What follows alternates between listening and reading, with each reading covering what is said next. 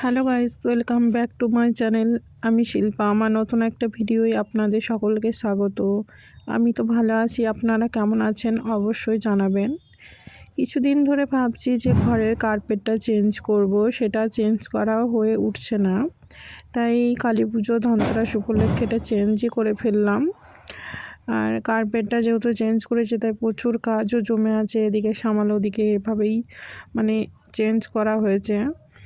সামাল না সরিয়ে তো আর কার্পেটটা পাতা হয়নি, তাই অনেক সামালও সরানো হয়েছে, এদিকে সামাল ওদিকে করা হয়েছে। প্রচণ্ড কাজের চাপও আছে আজ, তার উপরে আজ তো রবিবার, রান্নারও একটা চাপ আছে। তাই সকাল সকাল ঘুম থেকে উঠে এখন কাজে লেগে পড়েছি। কার্পেটটা তো চেঞ্জ করেই নিয়েছি, আর এখন ঘরের বিছানাটা গোছ করে নিচ্ছি। আর এই ব্ল্যাঙ্কেট দুটো নিয়ে আমি চলে এসেছি ছাদে মেলতে দেওয়ার জন্য।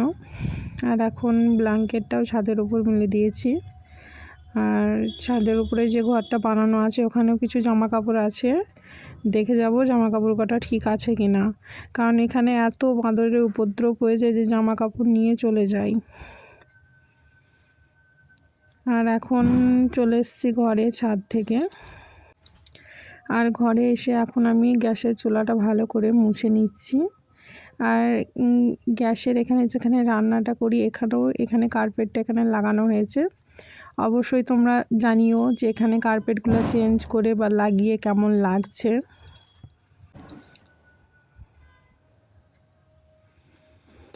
ভেবেছিলাম ঘরটা রং করব, সেটার আর সময় হয়ে ওঠেনি বা কিছু কারণে করাও হয়নি। তাই এখন কার্পেটটা লাগিয়ে আপাতত কার্পেটটাই লাগানো হলো, কারণ রান্নার জায়গাটা খুবই খারাপ হয়ে গেছিলো। তেল ঝাল ছিটকিয়ে এদিকে দেওয়ালটায় খুবই নোংরা হয়ে গেছিলো।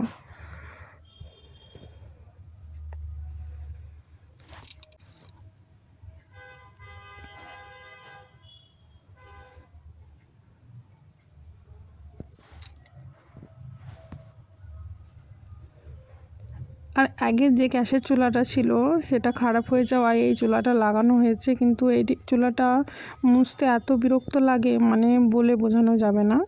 তো ফাইনালি চুলা মোছা কমপ্লিট। আর এদিকে জমে গেছে কিছু বাসন, সেটাই এখন নিয়ে বসে পড়েছি ধোয়ার জন্য। আর এই দেশকিটায় সসপ্যানটায় সাধারণত আমি দুধ জাল দিয়ে থাকি। আর দুধের বাসন মাজতে আমার যে এতটাই বিরক্ত লাগে তা বলে বোঝানো যাবে না, কিন্তু কিছু করার নেই। যেহেতু বাচ্চা ছেলে আছে, দুধ তো প্রতিদিন লাগে, তাই জাল দিতে তো হবেই। আর বিরক্ত লেগেও তো কোনো লাভ নেই, যেহেতু নিজের কাজ নিজেকেই করতে হবে। তাই এখন চটজলদি লেগে পড়েছি বাসন কটা ধুয়ে নেওয়ার জন্য, কারণ এদিকে রান্না বান্না বাকি আছে, ছেলে দুধ জাল দেওয়া বাকি আছে, সমস্ত কাজ বাকি আছে।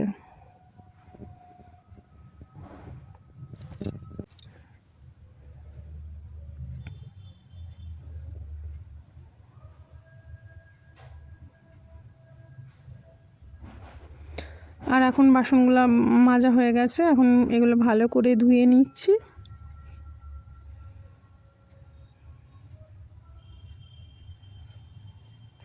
আর দুধের বাসন বা যে কোনো বাসনই ভালো করে ধুয়ে নেওয়া উচিত, কারণ একটু যদি সাবানের বোল বা কিছু লেগে থাকে না, সেটা থেকে অনেক রকম সমস্যা হয়। আর এখন বাসন ধোয়া কমপ্লিট হয়ে গেছে, বাসনগুলো জায়গায় রেখে দিলাম, এখন চামচগুলোও রেখে দিচ্ছি জায়গায় ঠিক করে রাখলে কি হয়, যখন যেটা দরকার আর কি সেটা পাওয়া যায়। আর এদিকে আমার হাজব্যান্ড নিয়ে এসছে ধনতেরাস উপলক্ষে কিছু গিফট। এই যে ওংবালাই লকেটটা দেখতে পাচ্ছ, এটা আমার হাজব্যান্ড নিয়ে এসছে আমার ছেলের জন্য। আর এই যে ঠাকুরের মূর্তি দেওয়া, কি দুর্গা ঠাকুরের মূর্তি দেওয়া এই লকেটটা একজন আমার বোনকে গিফট করেছে, সেটাই তোমাদের সাথে শেয়ার করলাম। কেমন হয়েছে লকেট দুটো অবশ্যই কমেন্টে জানিও। আর এদিকে দুধ বসিয়ে দিয়েছি, ভাতও বসিয়ে দিয়েছি। আর বাজার থেকে কিছু টুকিটাকি সবজি নেওয়া আসা হয়েছিল, সেগুলো এখন নিয়ে বসে পড়েছি, কাটবো, কিছুটা গোছ করে রাখবো। আর হঠাৎই মনে পড়ে গেল যে কিছুটা ঘরে ওল আছে, ভাবলাম ভাতের মধ্যে দিয়ে দিই সেদ্ধ করার জন্য, কারণ ওল সেদ্ধ আমাদের সকলেই খুব পছন্দ করে সবাই। আর তোমরা কে কে ওল সেদ্ধ খেতে পছন্দ করো অবশ্যই কমেন্টে জানিও।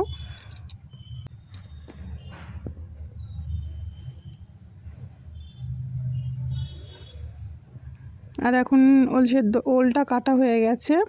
আর এখন ভালো করে ধুয়ে এটা ভাতের মধ্যে দিয়ে দেব সেদ্ধ করার জন্য।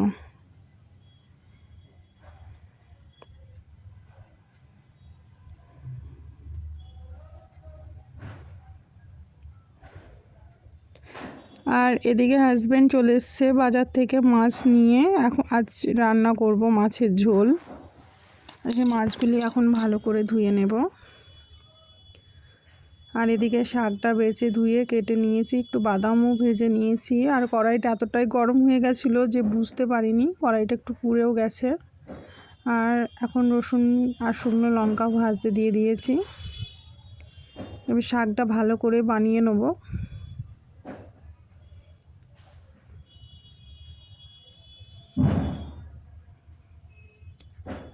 আর রান্নাটা যেহেতু সাদা তেলে হচ্ছে তাই মনে হচ্ছে যে রসুনটা ভাজা হয়নি, কিন্তু এটা সাদা তেলে রান্না হচ্ছে তাই এরকম মনে হচ্ছে।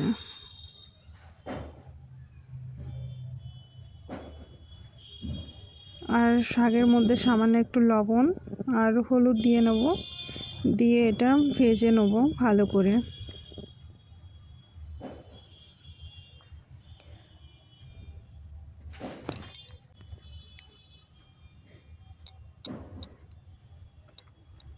আর এখন প্রায় শাক ভাজাটা কমপ্লিট হয়ে গেছে। আর এদিকে কিছুটা মাছের তেল ছিল, সেটা এদিকে ভাজতে বসিয়ে দিয়েছি। আর ওদিকে কড়াই গরম বসিয়ে দিয়েছি, ওইদিকের কড়াইটা আমি মাছটা ভেজে নেব।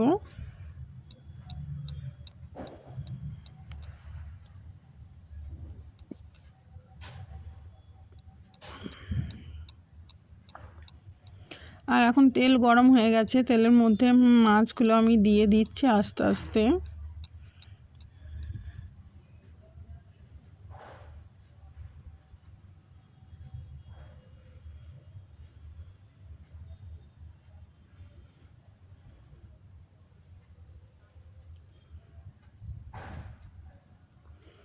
আর এই যে স্ট্যান্ডলেস স্টিলের কড়াইটা নেওয়া হয়েছে, এতে রান্না করতে একটু বিরক্তই লাগছে, কারণ খুব তাড়াতাড়ি সবজি লেগে যাচ্ছে। কিন্তু কিছু করার তো নেই, আজ একটু তাড়াতাড়ি আছে তাই দুটো কড়াই বসিয়ে দিলাম। এই কদিন রান্না করেছি খুব একটা লাগেনি, কিন্তু কেন বুঝতে পারছি না আজকে খুবই লেগে যাচ্ছে, হয়তো বা তাড়াতাড়ি করছি বলে কড়াইটা এরকম হচ্ছে। এবার মাছের তেলটা তো নামিয়ে নিয়েছি, এর মধ্যে আর একটু তেল দিয়ে নেব, দিয়ে এর মধ্যে একটু আলু পেঁয়াজ দিয়ে একসাথে ভাজা করব।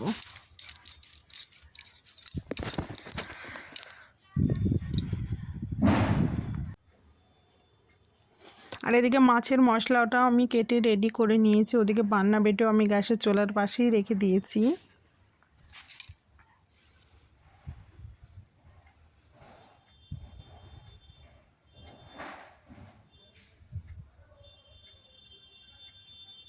কারণ ওদিকে ঘরটা গোছ করতে করতে আমার প্রচণ্ড লেট হয়ে গেছে। আর এখন প্রায় বেলা 2টো বেজে গেছে, এখনও অবধি আমরা দুপুরের খাবার বানানোই হয়নি, তো খাওয়া কী করে হবে। বানাবো, তারপরে জলদি খাবারটাও খেতে হবে। তাই প্রচণ্ড তাড়াতাড়ি করেই আমি খাবারটা বানাচ্ছি।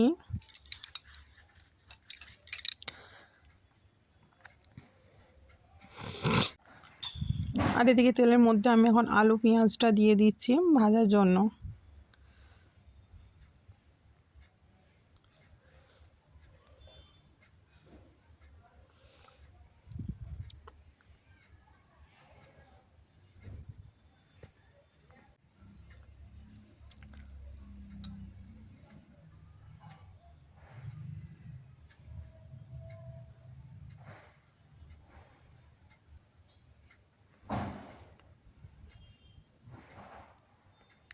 এদিকে আলু পেঁয়াজটা ভাজা হচ্ছে, এদিকে মাছটাও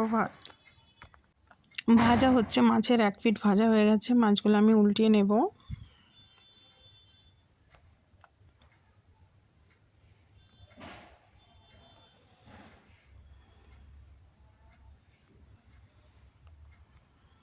আর শাক ভাজাটা আমি এখানে নামিয়ে রেখেছি।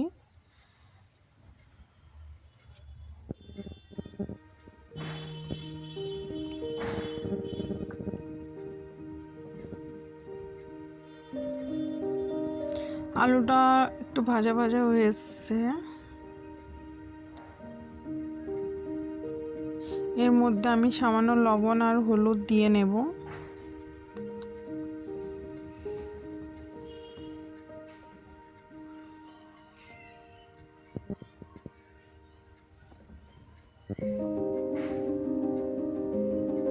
আর কিছুটা টমেটো কুচি আর কিছুটা কাঁচা লঙ্কাও দিয়ে নিলাম।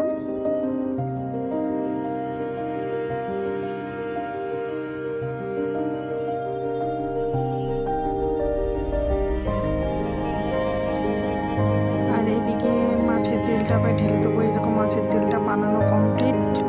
আর এখানে কিছুটা মাছ ভাজা হয়েছে আর কিছুটা মাছ আবার ভাজতে দিয়ে দিলাম।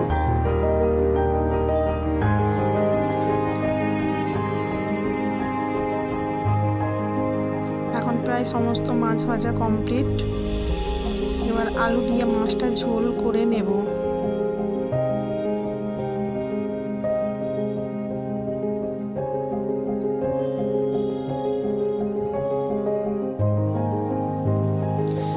এই তেলে আমি কিছুটা আলু দিয়ে দিলাম।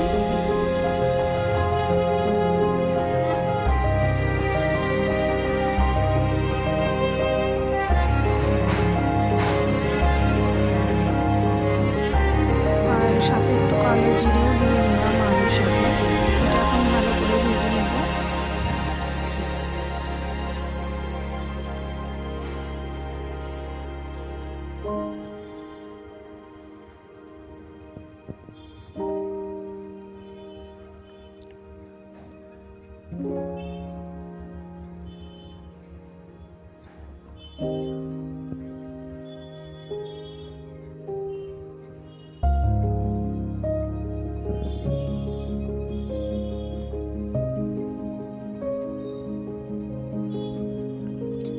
আর এদিকে আলু ভেজে মশলা টশলা দিয়ে সবজিটাও প্রায় হয়ে এসেছে। আর সবজি রান্না প্রায় কমপ্লিট।